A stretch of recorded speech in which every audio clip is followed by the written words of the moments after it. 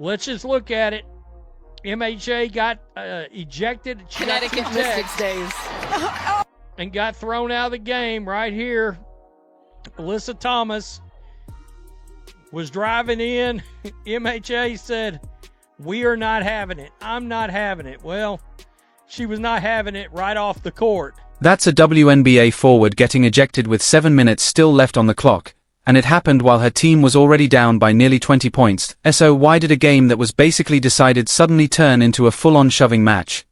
The Indiana Fever defeated the Phoenix Mercury 86-78 on Monday night, but honestly, the final score is the least interesting part of what happened. Caitlin Clark, they interviewed her right after the game on the court. She said that the fourth quarter lasted forever.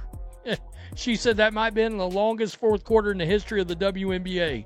She's not wrong. It took forever. Clark said during her on-court interview that the fourth quarter felt like it lasted forever, and she wasn't exaggerating for the cameras. The final minutes turned into a non-stop trip to the free throw line, with whistle after whistle slowing the game down as tensions continued to rise. The center of it all was DeWanna Bonner. If that name sounds familiar, there's a reason. Bonner signed with Indiana before the season, played only 9 games, and then forced her way out of the organization. Now she's wearing a Phoenix Mercury uniform. She's also in a relationship with Mercury star Alyssa Thomas, and she already had a history with Clark dating back to a physical and emotional 2024 playoff series.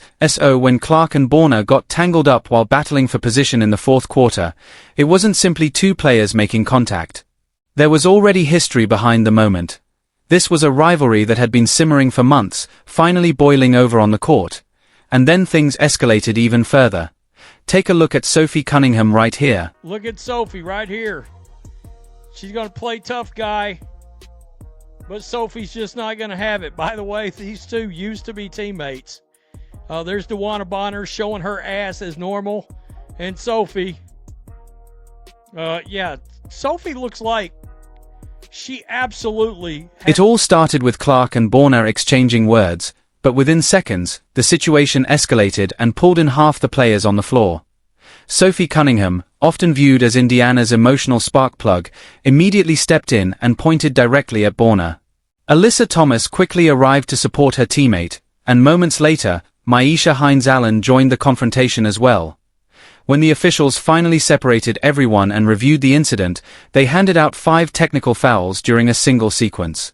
Clark, Cunningham, Bonner, Thomas, and Hines-Allen were all assessed technicals.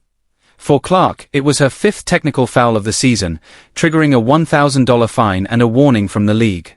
Cunningham received her 3rd technical, resulting in a $500 fine. But the drama didn't end there. Just 8 seconds after receiving her first technical foul, Hines-Allen shoved Bonner and was immediately assessed a 2nd one. Under league rules, a 2nd technical foul results in an automatic ejection. That's how a player ends up getting tossed from a game her team was comfortably leading by 19 points. First quarter from hell. First quarter was embarrassing. Got to be able to space the floor, make open shots, and get downhill. I thought we did a lot better job getting our feet in the paint. That's what allowed us to get better looks, and then we also got to the free throw line, which helped as well. Embarrassing. Embarrassing, she called it. It was pretty ugly. They shot only 2-for-18 from the field, and found themselves trailing by 13 points after the opening quarter. Bleacher Report even described it as one of the ugliest quarters of the entire WNBA season. For a franchise with Indiana's history, that's a significant statement. Here's the detail many people missed. Alyssa Thomas by herself outscored the entire Fever team during that first quarter. In fact, the biggest cheer from the crowd during the opening 12 minutes may have come when Pacers star Tyrese Haliburton helped free a basketball that became stuck behind the backboard. Then everything changed. The second quarter began, and Indiana erupted for 35 points. Same arena, same roster, but a completely different performance. That turnaround wasn't luck. Head coach Stephanie White made key defensive adjustments after the opening quarter. Indiana shut down Phoenix's driving lanes, disrupted their offensive rhythm, and forced the Mercury into difficult, low-percentage shots for the remainder of the game. From that point forward, the momentum shifted entirely in Indiana's favor. Shot that one from the frickin' parking lot. This is the pass to an open Lexi Hall. Caitlin's way down here. way down here. Now Hopper. There was a shot. They head back down the court. Caitlin's got it. She exploded for 15 of her 24 points in the second quarter alone. A combination of deep three-pointers and aggressive drives to the basket helped erase a 13-point deficit and turn it into a lead before halftime. Her final stat line was impressive: 24 points on 8 of 17 shooting, 3 of 10 from beyond the arc, 9 assists, and 3 rebounds in just 29 minutes. She finished only 1 assist away from a double-double, and the reason for that has become a story of its own. This performance wasn't an exception, it's been the pattern all season. Clark is averaging a career-best 21 points and 8 assists per game. That assist average ranks second in the entire WNBA, behind only Alyssa Thomas. Of course, she wasn't alone.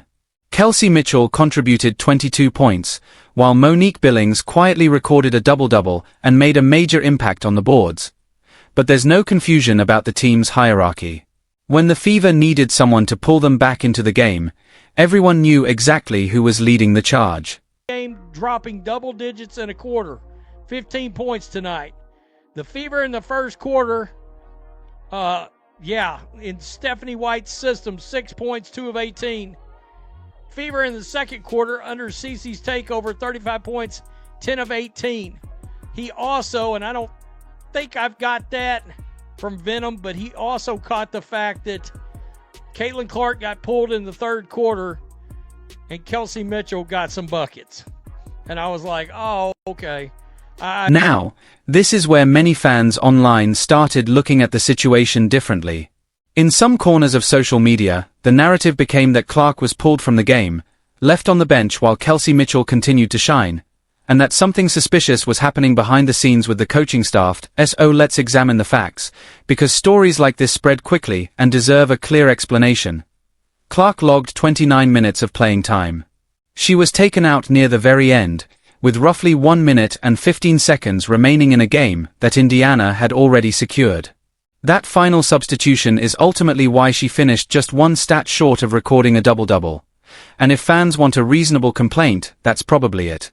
However, resting your franchise player during the final minute of a comfortable victory, especially when you're preparing to face the exact same opponent again just 2 nights later, isn't evidence of a conspiracy. It's simply workload management. There's absolutely a valid discussion to be had about how Stephanie White manages Clark's minutes, possessions, and overall usage throughout a long and demanding season. That's a fair debate. But claiming the team is intentionally holding her back is very different from saying they're carefully managing her workload. Those are 2 separate arguments, and only one of them is supported by what actually happened. This was not we talked about earlier in the day, the attendance. Right here, the attendance, 15,198. So they were basically 2,600 empty seats. And you could see it all over the place. There were empty seats. Let's talk about the crowd for a moment, because the broadcast announced an attendance of 15,198. Yet you could clearly spot empty seats throughout Gamebridge Fieldhouse. Context is important here. This was a Monday night matchup against a Phoenix team sitting near the bottom of the standings, not exactly the type of marquee rivalry that guarantees a packed arena. Caitlin Clark's presence has generated record-breaking attendance and television ratings across the league for 2 consecutive seasons. One Monday night, with a few thousand empty seats against a struggling opponent, doesn't suddenly change that reality. Still, it's something worth monitoring. The Fever, along with the WNBA, have built a significant part of their business model around the idea that this team can fill arenas wherever it goes. When attendance dips even slightly, especially against a weaker opponent on a weekday, people take notice. The real test comes in the second game of this home-and-home series. The same 2 teams meet again on Wednesday night, only now there's extra drama attached to the matchup. An ejection, 5 technical fouls, and plenty of bad blood have created the perfect storyline to draw attention. In many ways, that tension may become the biggest marketing angle for the rematch.